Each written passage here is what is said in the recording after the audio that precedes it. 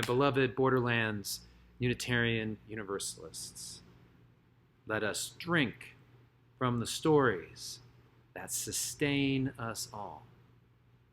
The final line from the Reverend Scott Taylor's reading for this week challenges me, and it supports me, and it calls to my hunger for your stories. It is, as he says, that this is a house of our stories. And it's hard for us to imagine how we can begin to fill our house with stories and how we can begin to learn from our past in this time of uncertainty. I only know how to listen. I only know how to do a few things and bring people together so that we can do bigger things. And that's what we're going to do. We're going to listen to one another. We're going to take a few little tricks we have with being in this space, and we're going to begin to build together bigger things that we can do in our sanctuary and in our church. There's a lot of questions yet that we have that aren't answered.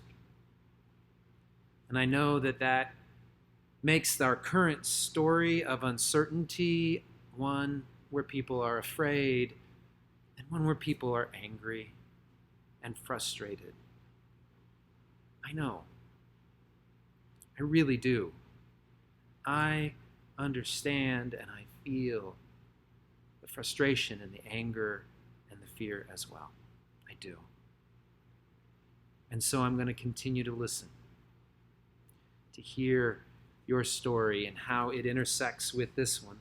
I'm going to continue to bring the little things I know how to do and the things a few other folks know how to do, and we'll begin to fold them into what we know how to do together. This is a house of stories. It's never stopped being that. It's only been a place where we haven't been able to gather, and now we're doing the work so that we may. We're doing the work so that we may.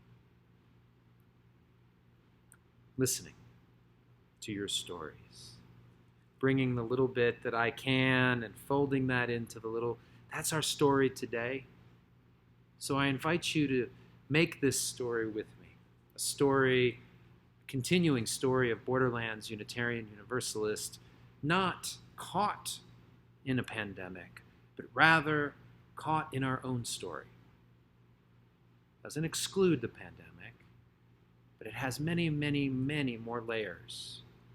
We can hear one another's yearnings and thirst, and we can begin to fold our stories into our common story once again.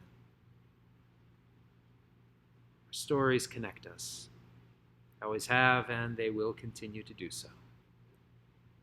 And in that, I find our hope, and together we'll find our way together forward.